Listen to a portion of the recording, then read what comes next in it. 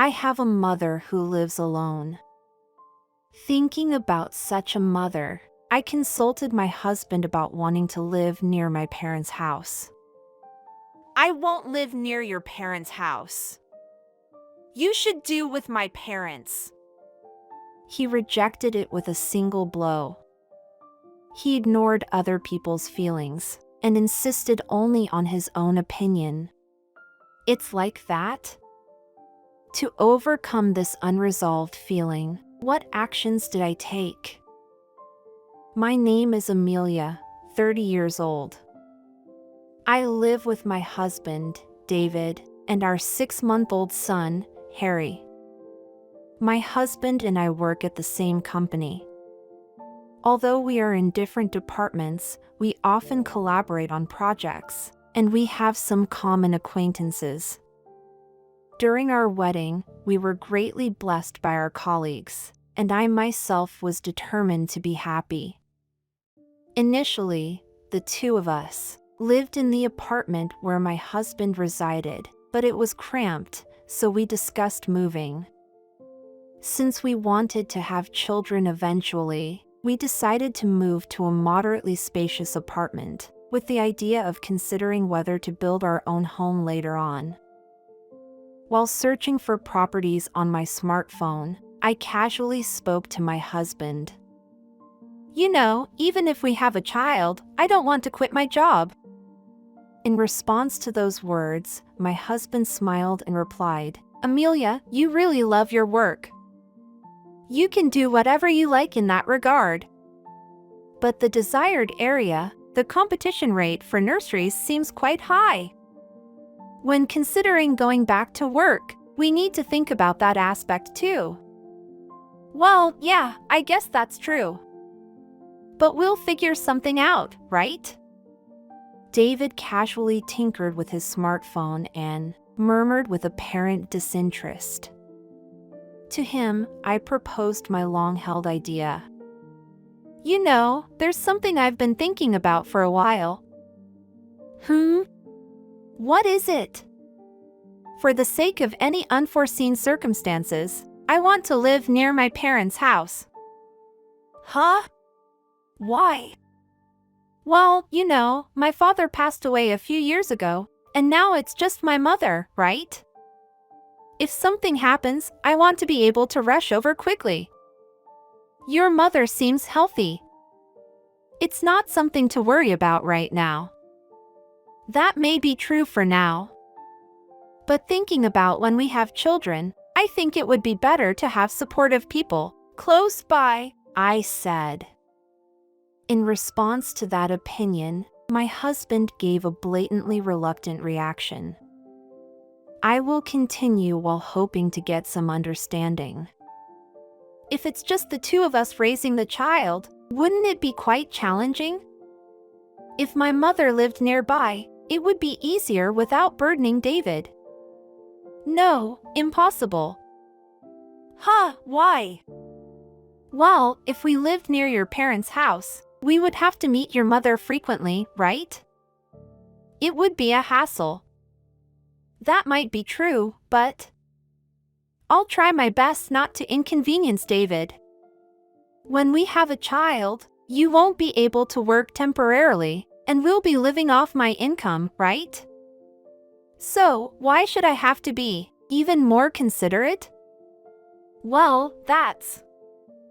I fell silent, and my husband coldly interjected. Anyway, I won't live near your parents' house or anything.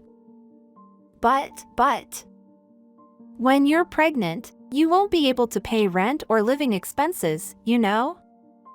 Yet you still want to have everything arranged in your surroundings. Don't you think that's presumptuous? Wait, what's with that tone of yours? It's true that I won't be able to work when I'm pregnant. But does that justify such a negative response? As a married couple, don't we have to strive and cooperate with each other? I couldn't comprehend my husband's words and actions. But even if I said something more, it wouldn't lead to a positive outcome. I've recently registered our marriage. I don't want to argue in a situation like this. I understand, let's drop it. With those words, I left the room. I couldn't bear this atmosphere any longer. Afterward, I gave up on living near my parents' house and decided to live in an area close to both of our workplaces. After the move, both our jobs and our relationship were going reasonably well, and we were leading relatively peaceful days. It was one day, during such a time, when I found out about my pregnancy.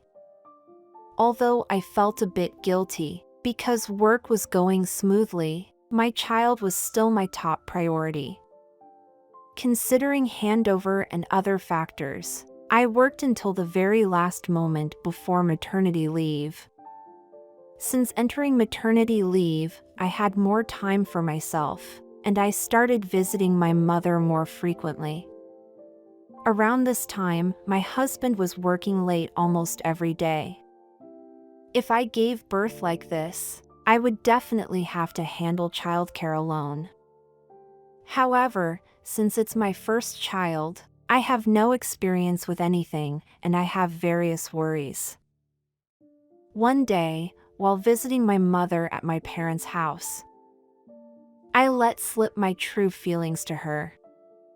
Mom, I'm really excited about this child being born, but I'm even more anxious. What's wrong, Amelia? That's unlike you, isn't it? You have David with you. Well, David seems busy with work.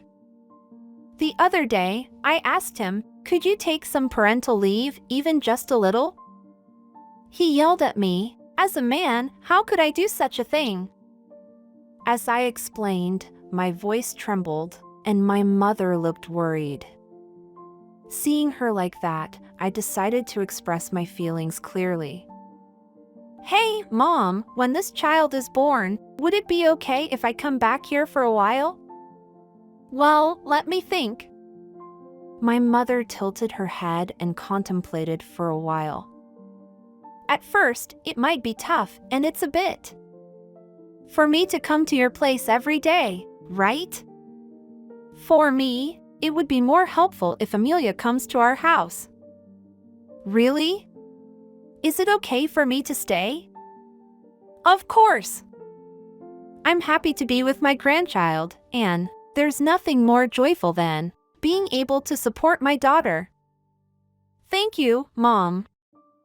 When I go back today, I'll talk to David too. By confiding my anxieties to my mother, my heart suddenly felt lighter. Right, I should talk to David properly. Child rearing is also something we need to think about seriously as a couple. That night, I told my husband about the incident with my mother. However, his reaction was different from what I had hoped for. What? Go back to your parents' house? Are you kidding? I'm serious. I leaned forward, trying to persuade my husband. At first, everything will be new and uncertain, and I need to rest for a month after giving birth. I don't think I can manage household chores. That's why I want to go back to my parents' house for a while. That's obviously not going to work. What about my meals? The laundry? Who's going to do them? Well, couldn't you do your best and handle them for a while? What? I'm working outside, and on top of that, do I have to do housework, too? You're being too cruel. Even if you say that. As I struggled to find a response, my husband let out a deep sigh. I got it, so I should help, right? Huh? Help. That's right. Child rearing, Child rearing and household chores for the first month after giving birth. I'll support you, right? If we do that, there's no need for you to go back home, right? Well, I guess so, but Okay, then it's decided. Since I'll help, there's no need for you to go back home. This conversation is over. I understand. Although I wasn't completely convinced from the bottom of my heart, there's nothing better than being able to raise a child together as a couple. I had some concerns, but I'll trust my husband's words. I gave up on going back home and called my mother to inform her about it. I see. I was looking forward to it, so it's a bit disappointing. But it's a good thing, isn't it? David said he would help, right? Yeah, but I thought it would be reassuring, because you have experience raising children, Mom. There are many couples who start from scratch, without going back home.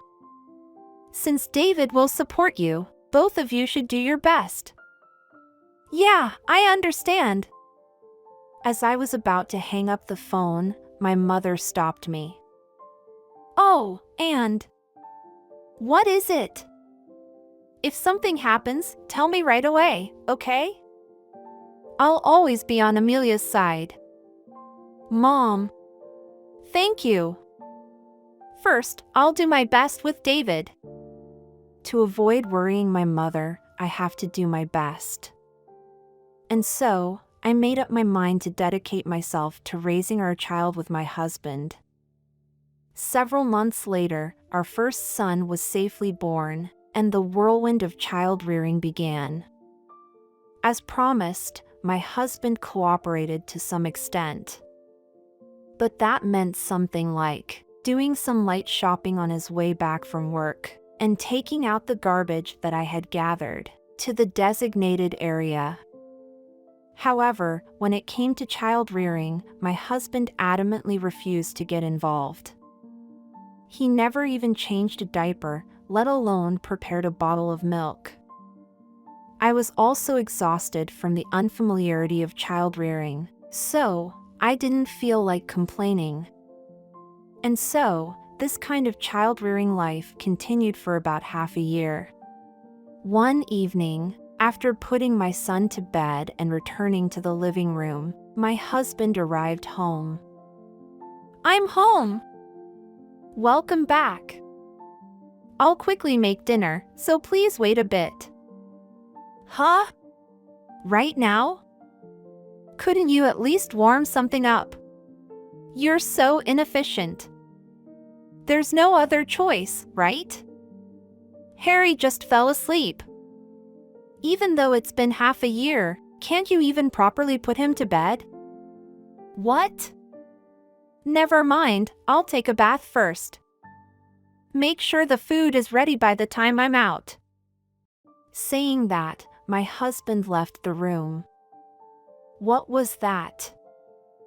Who does he think he is? He doesn't help with child rearing at all, and yet he expects perfection from me. Frustration built up, and I felt the urge to take it out on something. But I couldn't wake up my son, who had just fallen asleep.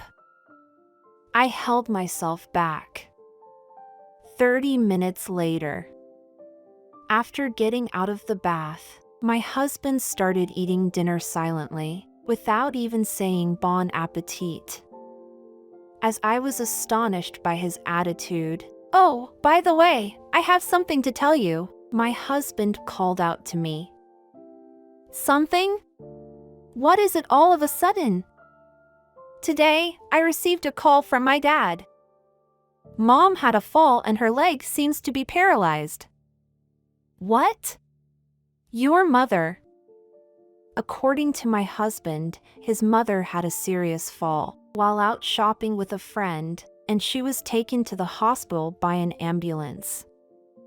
Even after several hours, her legs still wouldn't move, and the doctor diagnosed her with a possible need for caregiving. I see. Well, your father-in-law must be going through a lot. To be honest, I was more concerned about my father-in-law than my mother-in-law. It seemed like my mother-in-law never liked me from the beginning, and her attitude during our marriage introduction was cold. Even when I announced my pregnancy, she casually said, "I don't want a girl, you know?" That's the kind of person she was. In contrast, my father-in-law was the one who reprimanded my mother-in-law, and he always stood up for me. "If anything happens, don't hesitate to consult with me. If it's okay with me, I'll support you." Every time we met, my father-in-law encouraged me with those words. If my stay-at-home mother-in-law couldn't move, my father-in-law must be going through a lot as well. As I recalled the events at my in-laws' house, my husband uttered unbelievable words. "And so, I came up with a great idea." "What is it?" "Let's live with my parents at our family home." "Huh? Don't you think it's a good idea? I'm worried about my mom, and Amelia isn't working right now. If we live together, it will reduce my dad's burden, and I think he'll be happy." Wait a minute. You're joking, right? The reason I took time off work is for Harry's childcare. I can't suddenly agree to living together. But it's been half a year already. You should have some flexibility. Right now, my mom is the top priority. Can't you understand that much? Is he serious about this? When I suggested living near my mother, he flatly refused. Only when it's convenient for him. My husband isn't the type to frequently visit his parents' house, so it was fine until now, but living with that mother-in-law is no joke. I know my husband. If we live together, he'll side with my mother-in-law and treat me harshly. I was unable to bear it any longer and expressed my dissatisfaction. "Don't mess with me. When I asked to live near my family, you denied it so easily, but it's okay for you?" "Huh? What's that supposed to mean? Your mother-in-law is healthy, right? But unlike David's parents, my mother lives alone, you know? If something happens, you won't consider my anxieties, will you?" "Shut up! Listen carefully. You married me and became my wife. Just shut up and do as you're told without talking back." At that moment, the faint affection for my husband vanished in an instant. Not only did he fail to understand my feelings, he didn't even treat me as an equal. With someone like him, I couldn't continue the marriage any longer. When he saw me falling silent, he thought I agreed. My husband blurted out these words. "Anyway, living together is already decided. I'll try to move as soon as possible, so please pack up your things by tomorrow." "I understand. You should have just obediently listened from the beginning." After finishing his remaining dinner, my husband went back to the bedroom without clearing the dishes. The next day, taking advantage of my husband leaving for work, I packed the bare minimum and left the house. Of course, it was only for me and our son. Upon returning to my parents' house with my son, my mother was initially surprised, but she kindly accepted us after hearing the circumstances. When my husband returned from work and realized that my son and I were not home, he called me on the phone. "Hey! Where are you right now?" "Where? At my parents' house." "What? What are you doing without my permission? Come back home right now." "Well, Harry is already asleep, and it's impossible for me to come back now. Besides, I don't intend to return." "What did you say?" I was unusually rebellious and was shouted at by my husband over the phone. Listen here. If you don't come back immediately, we're getting a divorce. Are you okay with that? A divorce? That's right. I told you. Moving to my parents' house, remember? If we get divorced now, you'll be unemployed and that would be troublesome, wouldn't it? I couldn't see his face, but I could sense my husband's smugness from his tone of voice. I coldly retorted to him, "It doesn't really bother me, though." "What?" "As for the divorce, we don't have any objections on this side.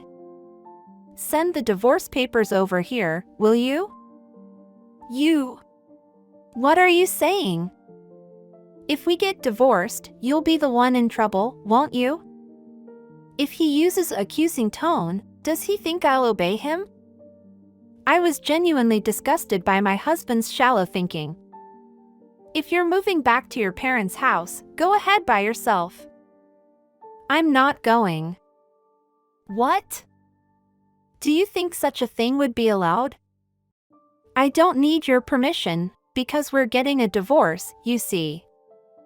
Is there a need to listen to the words of a complete stranger? "You... Who are you talking to like that?"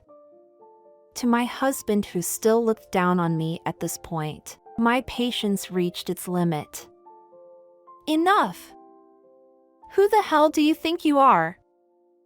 How much more will you belittle people and be satisfied? I didn't marry you to become your slave. Stop treating women as fools." What's wrong with you, Amelia? Calm down. Calm down? After being treated like this, I can't stay silent. If we can't support each other as a married couple, I don't need a man like you. Divorce? Fine.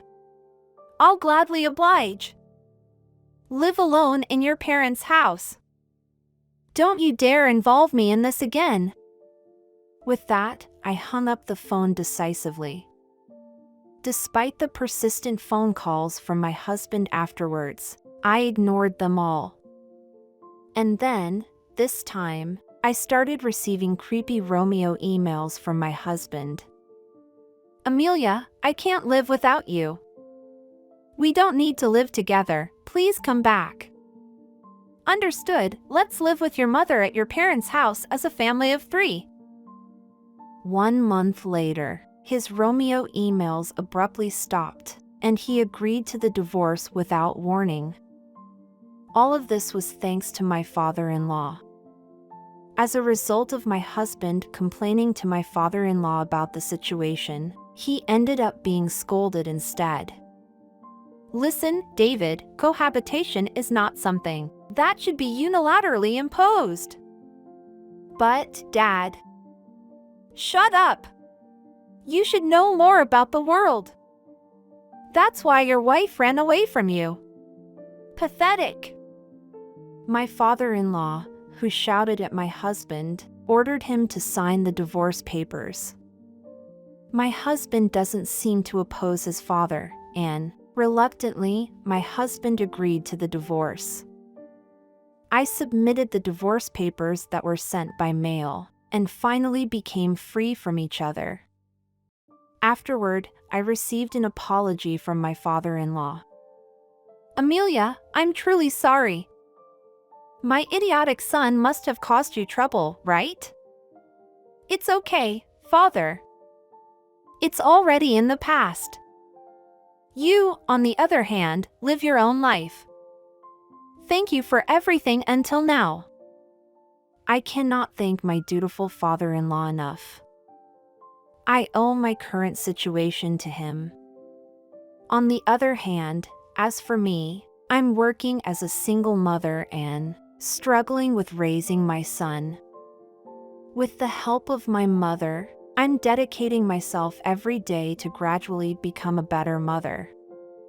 Just because you're married or just because you're a couple, it doesn't guarantee happiness.